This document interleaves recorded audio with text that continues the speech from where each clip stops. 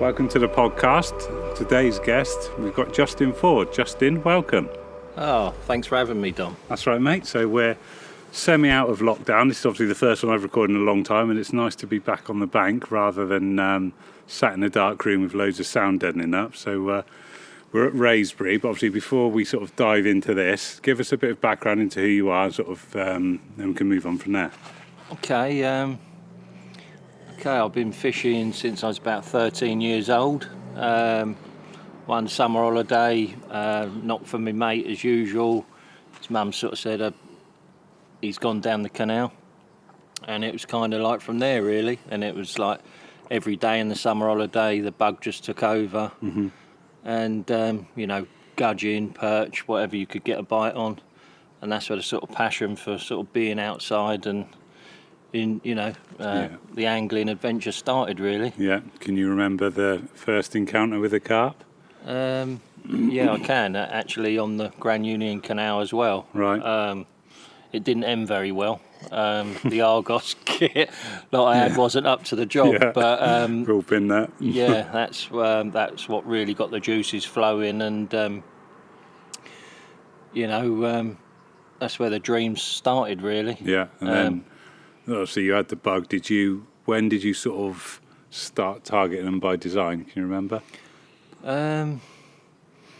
I'd say when I actually went onto an actual carp lake, wanting carp that you knew were in there as such, was probably not so long ago, going back to about 10 years. Right. And that was when I moved down to the West Country.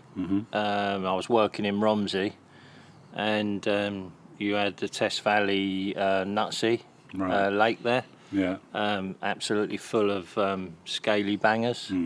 And it had a very big carp in there, sort of one that was much bigger than the rest, at sort of 53 pound. Right. The Nutsey Mirror. Yeah.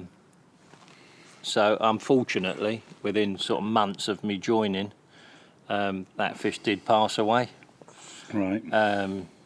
But being as I'd had the ticket and there was absolute still quality fish, obviously in terms of size, not on that sort of scale whatsoever, but in terms of, I love a pretty fish. I'm definitely not one of these that's all about big is beautiful. I'd take a scaly 30 pounder over a big fat ugly 40, I think, most 9 times out of 10. Yeah, definitely. That obviously we were chatting a bit off mic before, that sort of leads us on nicely. I mean, you mentioned that you'd sort of rather go for the sort of the history fish stuff with a bit of a past about them. So what sort of how did that come about? Did you see one day and think, oh, I wouldn't mind a bit of that? It was one of those. I've always read anything sort of carp fishing. I've always, I've got a massive library of books from all the sort of the best anglers in the land, and sort of when I first started fishing, it was almost like the Yateley waters and things like that. I'd read about them, but it was kind of like I didn't actually realise that. I thought it was the selective few that actually fish these waters. I didn't really realise that they were as accessible and as easy to fish as what they are. Yeah. So for years, I wasn't actually fishing those waters with those monsters in I read about. Yeah. But that came later on. Sort of like I said, I've been in and out of fishing for, from 13 years of age, now 47. Yeah. And fishing's always been there, but like now, that fishing, is my life. It's minimum 2 days a week. During lockdown, I've been full-time in doing 3 days a week. Yeah. But sort of going over to Yateley, fishing Yateley Match Lake. Right. Obviously, there's a lot of history over there. Yeah. And the likes of, I won't name it for the people that are over there, but it's known as the Club Lake. Right. One of the lakes over there. How did you get on the Match Lake? If we're being completely honest in terms of what I actually had out of there, I didn't actually put in the effort to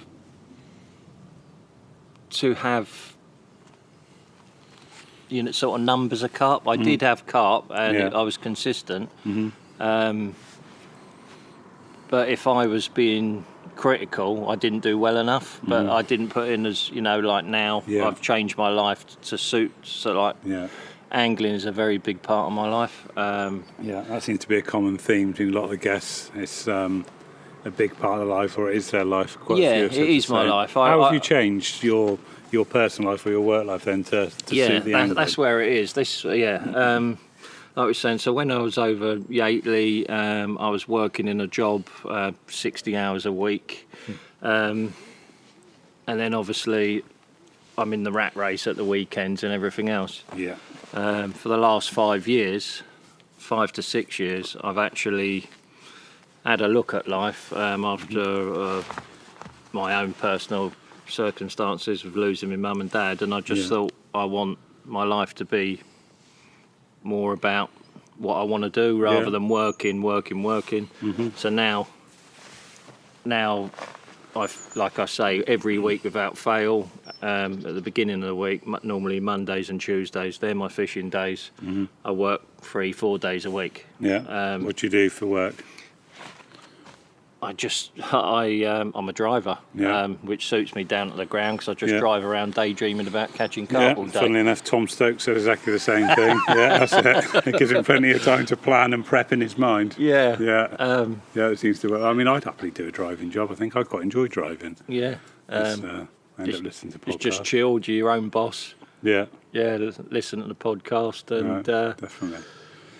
When did that all come about? Did you say that was like in the last sort of 4 years? Did you say you sort of changed? 5 to 6 years. I've changed my life. So first of all, my missus, she's very supportive. I'm lucky there. Yeah. I'm not. Some of my friends, they've got a whole list of chores they've got to do before they're allowed out. Yeah. My missus accepts that fishing is part of life. Yeah. Like getting up and going to work. Yeah. That's a good way to be. And obviously, my results in the last 5 and 6 years have shown with what I've caught, what I've been able to achieve. It's like anything. The more you put into it, the more you get back from it. And you find you sort of, like we mentioned again off mic, you're just stacking those percentages, aren't you? Like Terry Hearn said, like we were saying, it's just 0.5% here and there. And I think that prep side of things can really sort of tip the balance in your favour, can't it? Yeah, definitely. And I mean, I'm not the quickest off the mark sort of angler. I'm much better at building on things, and I like that kind of prepping and all the graft of actually getting areas going. Yeah. And then seeing the rewards come with that. That's what I enjoy. I'm definitely not sort of angler that likes casting onto someone else's bait. No. I will avoid that at all costs. And like we were saying again, I tend to fish areas on a lake. I have a look when I first get on there, and the swim that's been ignored is the swim that I'll go in. Yeah. I don't like it easy.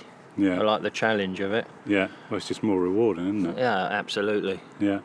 Also, if we mention a few captures, obviously you said your results have improved since putting the effort in. Do you want to talk us through some ones that sort of stand out in your mind? Yeah, so where are we now? The spring of 2017, I got the nod from RK Leisure that I had the gold card. Lovely. And that gives you fishing on Horton Church Lake, Kingsmead 1, Kingsmead Island, the Crayfish Pool and the Boat Pool. Right. I just solely wanted to fish the Church Lake. Right. For the old, historic carp, or the Longfield carp. And those proper oldies that were in there. I really wanted to give that a go. That's what I did. How do you approach? So new water to you. Yeah. Do you spend your time seeing how others have caught, or do you not want to be tainted, but I get the impression you don't want to be tainted by that and you want to work it out for yourself from what you've said so far. Yeah, definitely. So how would you do that? I always turn up in the very early hours. Obviously, the fish give themselves away then, so you can see where they are and what they're doing. Yeah. When I turned up to Horton, it fell on, I'm sure it was on a bank holiday when that initial season opened. And I remember setting off very early hours and arriving, and I was in a queue of about 100 cars. Oh God! And yeah, I was the last one. You know, people had been there. I think that was the Sunday morning. People had been there since Saturday evening.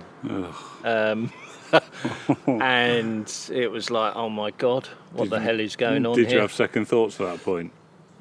Yeah, I mean, I think the draw, or was there a draw? I think there was a draw at midday, and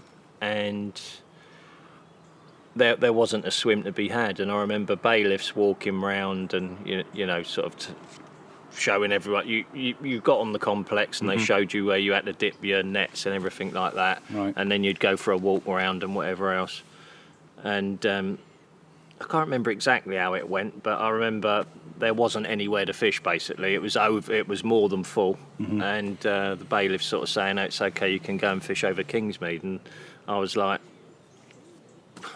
"Well, I haven't joined to fish Kingsmead, so I was pretty gutted." And I just set a bed chair up, and well, the weather was appalling, so I set my brolly and bed chair up, and just watched the water for the first 24 hours because I had nowhere to go. Yeah. And then the following afternoon, a swim became vacant, and I got in there. Right. But it was absolute carnage. It reminded me back of 1990, 91, looking for your rave in your fields and just queues. Tail blocks, that's what it was like, but on a carp lake. I'd never seen anything like it. I'd come from sort of Yateley, like a club water over in Yateley, where it was very, very quiet and as far from this as you could imagine. Yeah. And Yeah, I'd have probably turned around if that was me. It's a fair play. So, did you see anything when you were just literally watching the water? I did. I mean, it was unreal what you'd see. I mean, there was lump after lump showing. I think it'd been closed for 2 weeks, I think, that year. Right. But enough for them to feel happy that they hadn't been fished for. I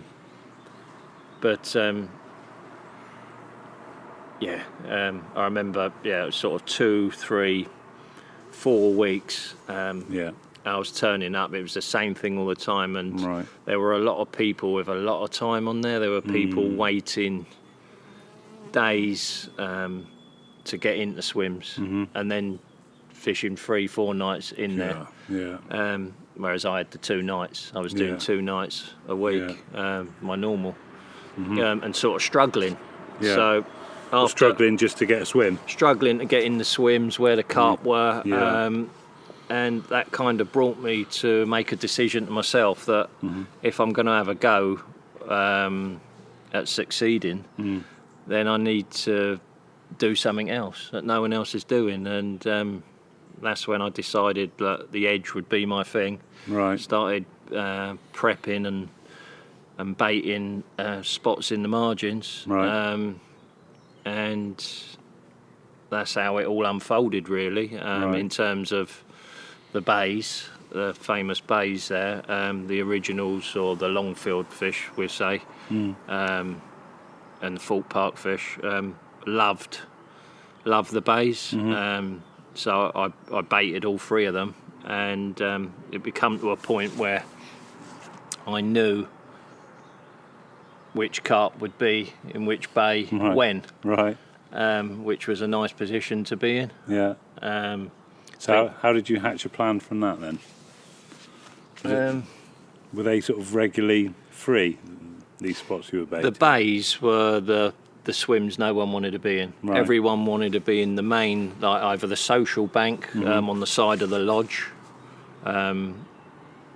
the plateau is the only sort of feature in Horton Church Lake. So obviously spring, and it was very, very hot as well that year.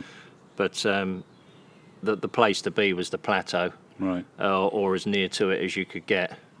So the social bank was the one, and then adjacent to it on the other side. But I was never going to get in there, so that's... and to be fair, you do something different, and you get different results. Yeah. Smashing stuff on the surface, are they, aren't they? Yeah, Look big like time. it, doesn't it? Yeah. Yeah, here it comes up. Bow waving. There's just a fish on the surface that we've just spotted. Coming in quite close, isn't it? Yeah. Yeah, eventually... I don't know if that looks right. Eventually, I had my first carp, which was a stocky. A little bit disappointed at the time, but you know what it's like when you get the first bite. It gives you the confidence to move on. It's almost like the pressure's lifted, isn't it? Like the weight's off. Yeah, and definitely. you can get into the groove. Yeah, and I'm a sort of person, I put a lot of pressure on my own shoulders. I put more pressure on myself than anyone else could. Failure is not really something that I've always I can said deal with. something similar, like when people say about competition, whether it's in fishing, business, anything, I know deep down I'm my only competition. Yeah, really. exactly If I'm doing the best I can, then we're good. Exactly. Yeah, no, definitely. And that's where you want to be. I don't want to be in competition with other anglers. No. Anyway, you know. Yeah. I like seeing fish on the bank, whether it's myself or other people, and I like taking pictures of them for others, because you kind of like when you're in that You share that moment. buzz. You share that buzz, and when you're in that moment with a carp, me myself, a lot of the time I'm so sort of like into the moment that it's not until afterwards that you kind of enjoy what happened. Yeah, that's why I think video's so good now, isn't it? Yeah. If you can get someone to video it all, you can watch it back countless times. Yeah, definitely. Yeah, something that I've sort of done as well. Again, sort of being the way in which I fish and trying to get those quiet corners and getting them out. I'll do my own myself takes. That's something else I've learned over the last few years, and sort of like I look back at my other pictures now, and I've actually had to remove them because they're that poor. Whereas I think they're quite good now. You know? Doing good self takes is a big edge, I think, isn't it? Yeah. And I do always do a bit of video footage as well. Like I say, it's something that a lot of people don't really appreciate, but it's something that, I don't know, I think it's all about the film, personally. Yeah, no, definitely, I agree, mate. So how did it go after you had that first stocky? Yeah, so, I think that was the second day into that session, so I went home happy. The following week, turned up middle of the sort of early hours again, as usual, in the dark. There were fish showing in the Church Bay. So first light came, and there were a lot of the stockies showing over the areas that I'd been prepping, and were getting polished off nicely. And so I remember I was down in the Dog Bay actually looking. It was a good view of the lake and of the Church Bay. And I remember seeing so many shows. I'd turned up early hours, done my walkabout, the usual bits and pieces that I did. Maybe just check that areas were clean. Like I didn't want people to see me doing stuff when it was light. And then I just remember I was in the Dog Bay, and I flicked one rod out just in the edge. And then just waited and see what would unfold in front of me. And there were a lot of stockies showing in the Church Bay. And then there was one better one that came out. And at that point I was like, rod in, gear on the barra, round to the Church Bay. I got round there, and amongst the stockies, which must have been the better fish, was lovely old carp called blacktail, which is one of the finest carp that there is. I think it is a proper carp, and then it was just a case of how am I going to feed off these stockies to get to the blacktail. Yeah. And that's literally what I did. I'd put a bit of bait in so they were feeding on that, and I was literally putting pellets in over the top of these stockies, feeding them off, and then blacktail came in, bulldozed them out the way. Meanwhile, I've lowered a rig in there, and literally it's pretty much taking it straight away. And I actually had the take. I filmed the take. Right. And that was my first taste of history. Wow. Proper history. Yeah. I was absolutely blown away. Yeah, I can imagine. Yeah, it was like, at the time, it was just, I don't know, I was on cloud 9. Yeah, yeah. And so you actually got video of the take happening? Yeah. Oh, wow. Yeah, it's not very good, but it's there. Yeah. God. And after that, I was just like, my confidence was obviously sky high. And it was a case of, I'd got to obviously, as the weeks and as the time went on, I got to see the other proper ones in there.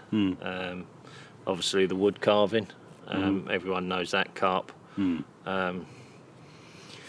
obviously that was the one that I wanted. A lot of people say that they go there to catch that. Well, to me, I wanted to catch it and see it actually pick up my actual hook bait. And that was the task that I set myself. Right. Again, I would very, very rarely actually have rods out fishing on the lake. My sort of style was I'd have the one rod set up, lent up on the brolly, waiting for her to turn up and fish for it. That was the way in which I wanted to catch it. Right. These carp aren't going to be around forever, so I was like, and I'm not going to be on the church lake forever. I was only ever going to be on there maximum 2 years. Right. So that was my next target. So over the sort of like coming months, I got into a lot of fish, and do you want me to, eventually I caught it, if you like. Talk us through, like, how, I mean, was there a build-up? Did you sort of start to piece together this patrol routes? I mean, how did it? I mean, almost. It was. It sounds unreal, to be fair, but obviously the church lake, the church behind the church bay, and every day at 11 o'clock, obviously the bells would ring out 11 times, and I kid you not, the wood carving used to rock up into Phil's corner. Yeah. Every time. And at first I'd have a rig in, I had the rig in place, and it was a case of, like, very nearly all smoke and no cigar several times. Another fish would come in, and I caught some other nice ones, and in the end it was like, okay, I know when this fish turns up, I need to just fish for it. And it sounds kind of like mags, it goes against what we generally do, like being organised, getting the rig in position, waiting for it to turn up. But it wasn't turning up on its own. Right. There would be its usual friends that it'd turn up with. The other longfield fish, funnily enough. Right. And the actual morning when I caught it, it was weird. It was 11 o'clock. It didn't turn up. There was no fish there, and this is the first time since I'd had bait going in that area and on that spot. And a couple of guys walked past me, and I sort of tried to avoid it and let them see what I was doing, because I was, even though my gear was in, say, Phil's corner in one swim, I had the rod lent up, not fishing. I was looking down from the side on down to the spot, and they've walked past. Obviously they know what I'm doing anyway, but I didn't want to make it obvious, so I've walked away from looking down, and a bit of a gathering, a few other guys came down along the bank.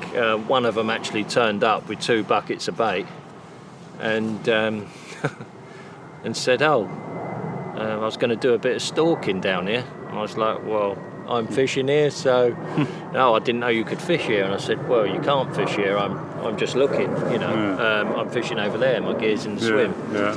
Anyway, and a bit of a gathering happened. They all started talking, and in the sort of corner of my eye, without trying to look down at the water and make it obvious, I could see a carp.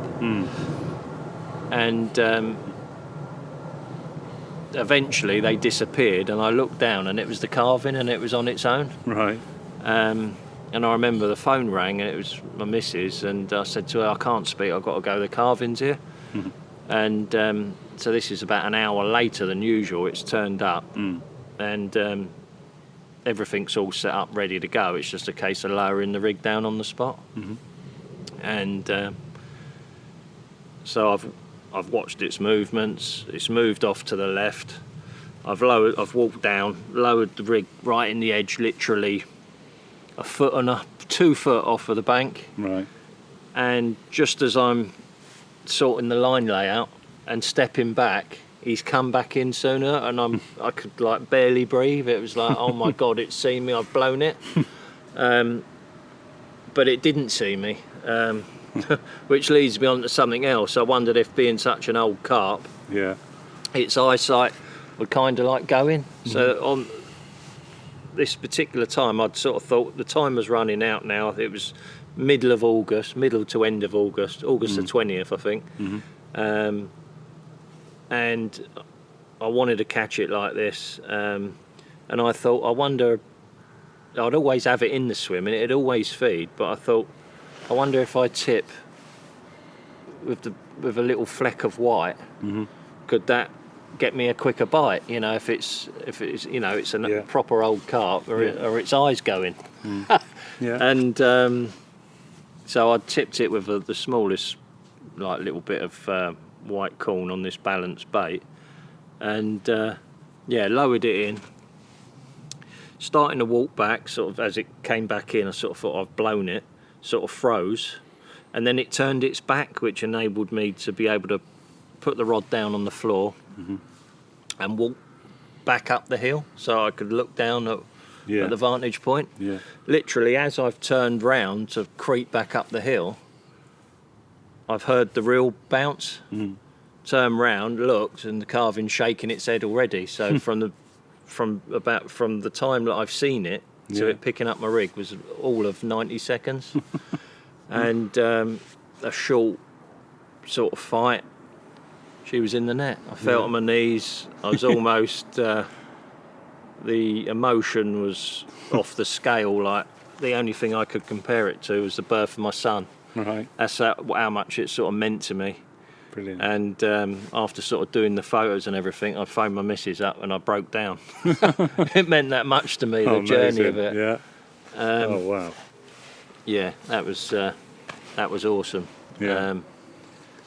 That meant a lot to me, that capture, to be fair. To catch someone like that by design. Yeah, I mean, there's catching it, like you say. Everyone can say you're targeting a fish, but to me, what picks your rig up at, you know, you can be selective on areas and stuff, but when you're in the edge, fishing from by design, to me, that's that's targeting carp. Yeah. Amazing. Learning its route. Timings. How it feeds. Yeah. What rig you're going to need for it, you know. Yeah. That must have been such a high.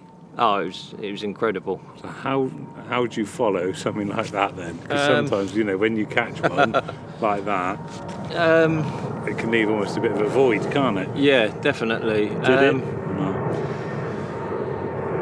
I think the next few weeks I was buzzing my tits off. At work, life was great. It was the best.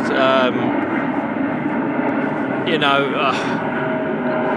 And I think because I was in such a good place, everything just seemed to, everything around me, life was just great for a couple of weeks, and I just came back down, and I went on with the other originals that I saw come in with it, and then I did exactly the same every time. Then it was a case of waiting for them to turn up, lowering the rig in. And I went on to catch a few more special carp doing just that. Yeah, which ones, for those that know? Springgate's common.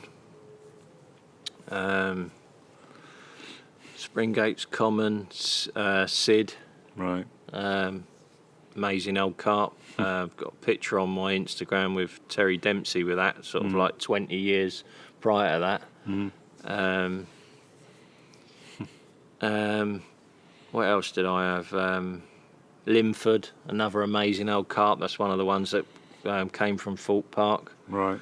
These are just like special, amazing looking fish. I mean, and bearing in mind, Horton is full of, you're talking about 4 or 5 50-pounders in there. A lot of big 30s. You can have those. Obviously, I caught a few of them along the way, but it was all about those Longfield, those Thorpe Park fish to me. My journey. Amazing. Where did you target after that when you were done on Horton? So that I did the winter. Again, actually had another old one, Reggie. Right. Had some of the sort of the bigger ones. So enjoyed the winter over there. It was nice, and it sort of quietened off. There was only a few of the regulars on there. And then the following year, I did actually come back because there was another one that I wanted, but for one reason or another, and water levels, the actual areas that I primed and had rock in dried up, and there was no water on them. Right. So there was a problem of sorts. I'm not sure what, but I ended up going over to the crayfish pool that autumn and winter, and just really enjoyed it over there. To be fair, it's the quietest water on the complex, and again, it's got some absolutely incredible looking carp on there, and a couple of big ones. Right. I was fortunate enough to have the mix of the big ones and the real nice looking ones. Oh wow. Was that the same sort of tactics or completely different? To be fair, even in the winter there, it was all edge stuff. Right. Seeing them in the edge, even December, January, February, I was catching them up to the biggest one that I actually had was 38 pounds in February, caught literally inches from the bank, watching it take the bait. How deep was that, the water there? About 8 foot. Right. Nice. But again, very clear, and I suppose when the sun gets round on it, they want to be there. Yeah, I mean, again, obviously you've got the crayfish, obviously to contend with, and they are something else. I never realised that apparently crays are not supposed to feed over certain depths, and not that it particularly was cold. It wasn't really a winter, was it, last year? Yeah, no. But again, just really enjoyed. To be fair, it was a real enjoyable bit of angling over there because it was sort of so quiet. Right. It was a bit of me really, and being able to catch them and keep it sort of quiet and just get something going and keep building on it, Yeah. I think I had 52 bites or something. Oh wow. Over the autumn winter, which kept me busy. Yeah. I live result, and there's something about a carp in its winter colours as well, isn't it? Oh, absolutely gorgeous. Yeah. All of those in there, incredible. Yeah. Brilliant. And in terms of, do you keep everything sort of simple and the same in terms of rigs and? Yeah, I do. Yeah, got one margin rig which is as basic as can be.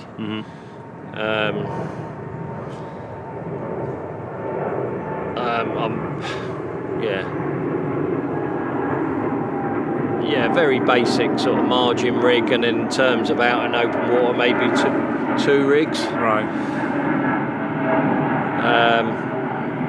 A bottom bait rig and a pop-up rig. Yeah. But I don't use anything fancy or. Yeah, it's confidence, isn't it? That might be that swan.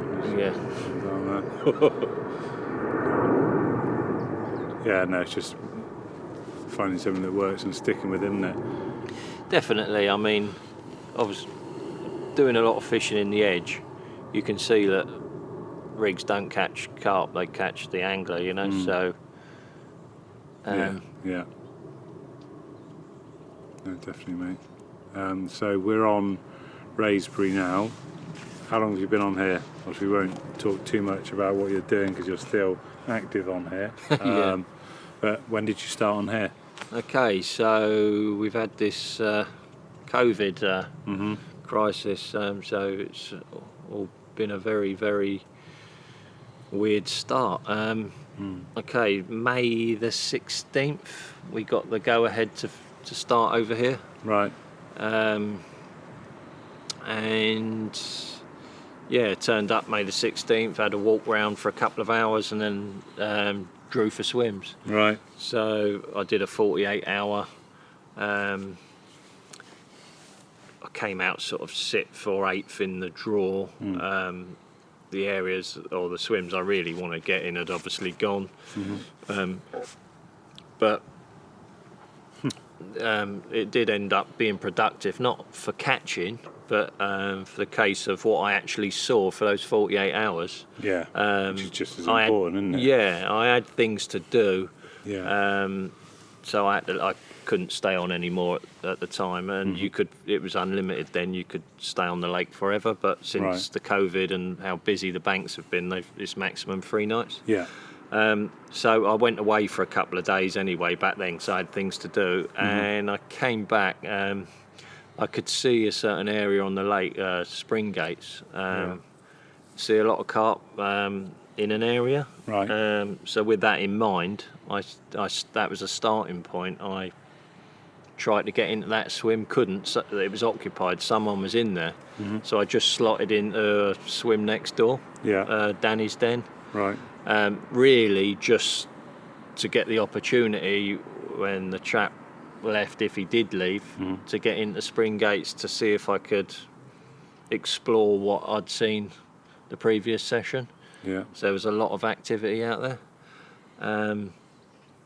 The following, so I've done that night. The following late morning, early afternoon, the chaps left.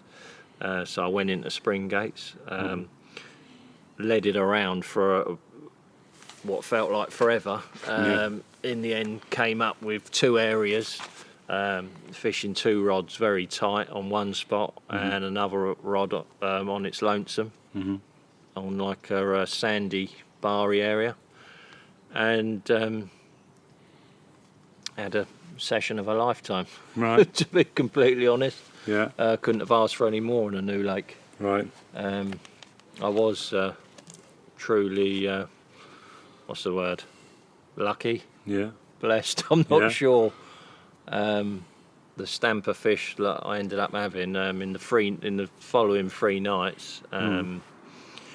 I had 2 of the originals. One of them an lovely old carp called the Broken Lynn, Right. and one of the proper old commons in here, which is very, very rare visitor to the bank. And I was absolutely blown away with it. But a common called Jay's Common, Right. in a league of its own. The Yeah. fish was absolutely incredible. That feeling, had my rods in actually in the water, so the take came in the early hours of the morning. It was still dark, and sort of getting into my waders out of bed, Yeah. charging down the rods, and then this sort of like fight that seemed to go on forever and ever. I remember sort of like I was absolutely exhausted when I got it in the net, and when I put my head torch on, it was around my neck. I put it up on my head and shined it on, and I was like, "Oh my God, I cannot believe what this was my last morning." And I'd already had some incredible fish, and then to look down at this common, I was absolutely blown away. It was just like someone was looking down on me. Yeah. It was like, things like that don't happen to me. No, it's funny, isn't it? But- But you can see why there's a theme in there. Like obviously, as you've realised stuff and started to put that extra effort in that many wouldn't do. They say about making your own luck, don't they? Yeah, I mean, once I found those areas, obviously I got the bites, and I was getting bites off of both spots, and I could see they were showing themselves out there. We had a bit of a pressure drop. there was a southwesterly wind absolutely hacking down. It was bloody, even though it was hot, it was cold. I was holding on to my brolly. I didn't have enough pegs with me, to be completely fair. Yeah. You know, being on this sort of like man's water, used to my, you know, like my crayfish pool, like all, you know, hidden. Here, Protected, you know all about it. Yeah. Yeah, I just ended up. I just basically gave them bait. There was that many fish in the area, and I could see that there were some proper ones out there. I just thought, well, do I want these little ones, or do I give them some bait? You know, and that was what I went with. Yeah. I give them the bait, and it definitely worked. Yeah. You know, I definitely had a real good stamp of fish. I suppose they were hungry as well, thinking about it. With no fish in and... Exactly. I watched what everyone else did, like the previous... not to copy, far from it, to sort of do the opposite. And I noticed that people weren't fishing tight; they were fishing, spreading their rods out, and they weren't really giving them food. Yeah. And I know my bait, and I know it's effective. Put it in the right area, and yeah. Brilliant. And was that still in May, did you say? Or was that in June? That was in May. Right. So prime time, isn't it? Prime time. Water temperatures on the up. Pre-spawning, yeah. Yeah. Oh, wow. So how many fish did you have that session in the end? I had 6. That first session, I did have a bite and I lost it. I had a hook pull after about 20 minutes. Oh, yeah. Which was devastating. And, yeah, when you've done all the hard work. Yeah. Yeah, nothing worse. When it's almost straight away, it doesn't quite feel as bad, does it? No. When you start to feel... when they've been on that long, that you're supposed to land them, aren't you? Yeah, yeah. Especially when it's out in open water as such. But it went into a bit of weed, it found, and the hook pulled. Oh, that's a bloody horrible feeling. It's looking quite lively out on your spot now, isn't it? Obviously, we've been chatting and watching it. It is. Slicking up, isn't it? Yeah, big time. Yeah. Certainly letting everyone know where the spot is. Yeah. Oh, brilliant. There's a lot of surface activity again, isn't there? Yeah. As well, yeah. So alive. So I suppose that almost, does that take us up to now, or are we? Did you have any other sort of decent sessions? To be fair, yeah, it's all been very steady over here. Obviously, from getting off to such a flyer, if you like, and like I say, you know, lucky, you know, what picked up the rig. Yeah. But after having the quality of fish that I had there, really, you're going to have to expect that you're not going to have that stamp of fish every trip. Yeah. So I've had lots of bites.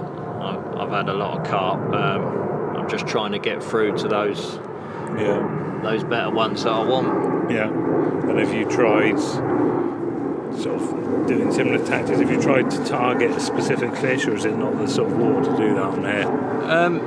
Yeah, it's a funny one, this water, because I wouldn't normally sit in a swim for 3 nighs. Without moving, without looking around and looking for opportunities. But the thing with the lake here is, it seems that every swim there's a bite to be had in the daytime. Right. So, you know, there's an area within that swim where you can have a daytime bite, a morning bite, an afternoon bite. So, you know, once you're in your swim, you're in it really. You know, why go looking for something else when it's there? So they obviously move around quite a bit, quite nomadic. Oh yeah, they move very quickly on here from what I've seen. Yeah. How many acres is this one now then? I think it's 40. Right. But does it look bigger than 40? I'm not sure. Yeah, I don't know how far it goes around there. And so, have you found it sort of quite spotty, or are you? What's your approach? Are you? Obviously, I know you like to get bits going. But do you just completely ignore anything you've been told and just? Yeah, I mean. Play the long game, I suppose, rather than. Yeah, I definitely don't fish the known spots. You know, everyone's into wraps, aren't they? How many wraps? I call it WhatsApp angling. You know, finding out what's going on, turning up in behind someone else and casting out at so many wraps. But no, to me they're danger areas, so I'll always seek out, or even rake. Yeah. And prep other areas and sort of build on that. Like I say, so like week after week, it's getting better and better. You're building on something. Yeah. For that final result, hopefully. Yeah. Before you get raided. Yeah. Which I suppose does happen on a water like this. Yeah. I suppose it's unavoidable to a point, isn't it? You can only do so much. Yeah. Again, it's a bit old school, really, especially over Yateley and that. The anglers over there, very much into everyone's sort of left to do their thing. Yeah. Yeah, it's a shame. It's sort of, I think, it's not just carp angling, is it? It's a way of the world. Everyone expects, because everything's there instant, isn't it? Yeah. Sort of gone are the days where you had to work at something when you can just go on YouTube or ask someone that's on, or. That's right. Yeah. And as nice as it is, we're all going. Well, it's not all about catching to me, but there's a lot different between that phrase is thrown around a lot. Well deserved. Well, there's a difference between catching a carp and it being a well deserved capture. Yeah. Putting your own time, effort, money. That's the thing, isn't it? Everyone, you're paying a lot of money on these waters, so everyone, is entitled to fish. It's a stunning complex. This is the first time I've been on it, to be honest. It's it's absolutely beautiful. Yeah. I mean, we couldn't have picked a better morning for it either, really, could we? Yeah, stunning. Oh, I've missed it. I've missed getting out and recording them like on the bank. It's so much better. Just the atmosphere and just the expectancy out of the blue. Something could happen. Yeah, definitely. Yeah, I love it. So what are your plans? Have you allowed yourself a certain amount of seasons on here? Or yeah, I said to myself before I got here that it would be maximum 2 years. Right. But then after having 2 of the 3 fish that I really wanted immediately, I kind of am weighing things up. I'll have to see how the rest of the season goes. If I could have one more, there's one in here called the Long Sutton. If I could get that, I'd be happy not to come back next week if I had that today. Yeah, hell of a fish that one, isn't it? God. Yeah, that is a proper lovely carp. Yeah. And then maybe I could start giving the missus a bit of attention and start having a bit of a life again, rather than my whole life being Wraysbury. Yeah. Gets under your skin though, doesn't it? It's one of those waters. Yeah. Oh, it's a complex, isn't it? It's not just this one water. Yeah, very much gets under your skin and sort of consumes you, doesn't it? Yeah, definitely. I've noticed that when I'm well into it, constantly checking everything. And I've realised when I haven't got the time to fish, I never check the weather. There's so many things you don't look at if you don't need to. We're not just fishermen, we're weathermen, aren't we? Yeah. We're sort of checking it all. Yeah, and seeing if it changes. And I mean, it's non-stop, isn't it, angling? I mean, you leave, you get home, you unload the van or whatever, and it all starts again. Yeah, shower and you want to be back there, Yeah, and your prep's all, your seeds go in again, and it's just madness, isn't it? Yeah. How do our other halves put up with us? I don't know. How people do it for, like I say, I've been doing it for 3 nights every week since lockdown. Yeah. And it's absolutely mentally and physically worn me completely out. Yeah. I get home, I'm tired. I've had no sleep. I can't sleep when I'm fishing. I'm always that's it. I'm up at any noise. Yeah, we better add as well, that's not the start of lockdown, that's the end of lockdown. You've been doing it 3 nights just before people say, "You what? He's been fishing during lockdown." No. Yeah, during you're allowed to fish. Yeah, since the time I've been allowed to fish, 3 nights. Yeah. How people can do more than that, Yeah. I do not know. Yeah, I said to you earlier, didn't I? I was doing overnighters, and if you get a fish, that's no sleep, isn't it? Really? Yeah, definitely. No, I struggle. I was trying to do sort of 2 overnighters a week, just because work's picked up again, and it just leaves me absolutely like useless, pretty much. I can get away with a little bit of sleep, but sort of no sleep. Yeah. Everything's hard. You're not thinking right. Your limbs feel twice as heavy when you're trying to do something. Yeah. I'm just twice as stupid as normal. That's it. So I think I'll just wait to the autumn before I give it another big hit. Get everything ready to rock. My kit needs a good overhaul as well. Everything's looking tired and battered and abused. It's funny you should say that. I've had my reels serviced and they're absolutely knackered already. Yeah. And well, mind you, you've been putting them to good use, haven't they? They've been doing a lot of work. They have been doing a lot of work, to be fair. Yeah. Brilliant. Right, I think what we're on. Yeah, so we're on 51 minutes. Right. I reckon if we wrap up there, Justin, that's been brilliant, mate. And we'll cool. Hopefully we'll see one. Brilliant. Right, thank you for coming on the podcast. Yeah, thanks very much, Dom. Cheers, mate.